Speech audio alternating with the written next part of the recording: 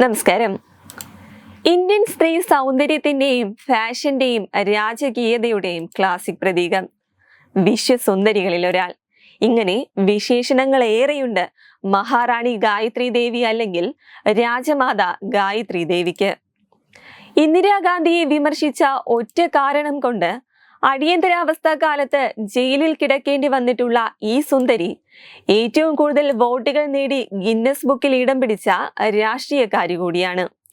കൂച്ച് ബീഹാർ രാജ്യത്തെ ജിതേന്ദ്ര നാരായണൻ തമ്പുരാന്റെയും ബറോഡ രാജകുടുംബത്തിലെ ഇന്ദിരാ രാജിയുടെയും മകളായി കൂച്ച് ബീഹാർ രാജകുമാരിയായി 1919 മെയ് 23 ഗായത്രി ദേവിയുടെ ജനനം.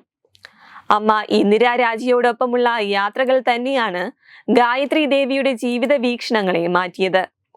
19-ാം വയസ്സിൽ ജയ്പൂരിലെ സവായി മാൻസിംഗ് രണ്ടാമനുമായി പ്രണയത്തിലായി. അദ്ദേഹത്തെ വരിച്ച് ജയ്പൂർ കൊട്ടാരത്തിന്റെ പടവുകൾ കയറിയതോടെ ഗായത്രി ദേവി ജയ്പൂരിന്റെ 3ാമത്തെ മഹാറാണിയായി മാറുകയായിരുന്നു.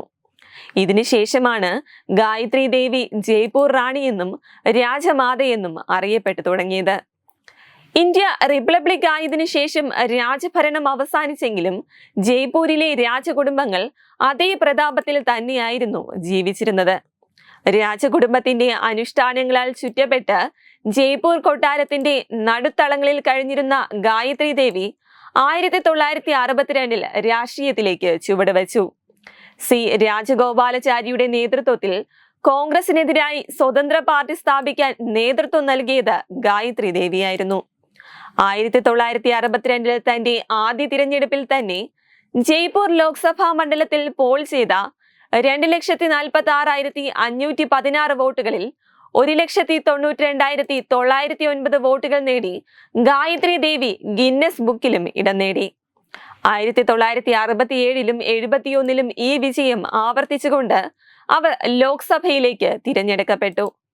എന്നാൽ സ്വതന്ത്ര പാർട്ടിയെ തകർക്കുന്നതിന്റെ ഭാഗമായി പ്രിവിപ്പേഴ്സ് ഉൾപ്പെടെയുള്ള ആനുകൂല്യങ്ങളും സ്വതന്ത്ര ഇന്ത്യയുടെ രൂപവൽക്കരണ സമയത്തെ ധാരണ പ്രകാരം രാജകുടുംബങ്ങൾക്കുള്ള പ്രത്യേക അവകാശങ്ങളും അന്നത്തെ പ്രധാനമന്ത്രിയായിരുന്ന ഇന്ദിരാഗാന്ധി ഗായത്രി ദേവിക്ക് നിഷേധിച്ചു.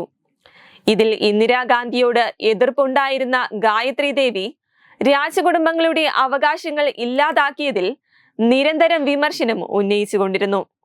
ഇങ്ങനെ ഗായത്രി ദേവി ഇന്ദിരാഗാന്ധിയുടെ കടുത്ത അതൃപ്തിക്ക് പാത്രമായി. തെറ്റായ നികുതി രേഖകൾ സമർപ്പിച്ചുവെന്ന പേരിൽ അടിയന്തരാവസ്ഥ കാലത്ത് ഗായത്രി ദേവിയെ 6 മാസത്തോളം തീഹാർ ജയിലിലാക്കി.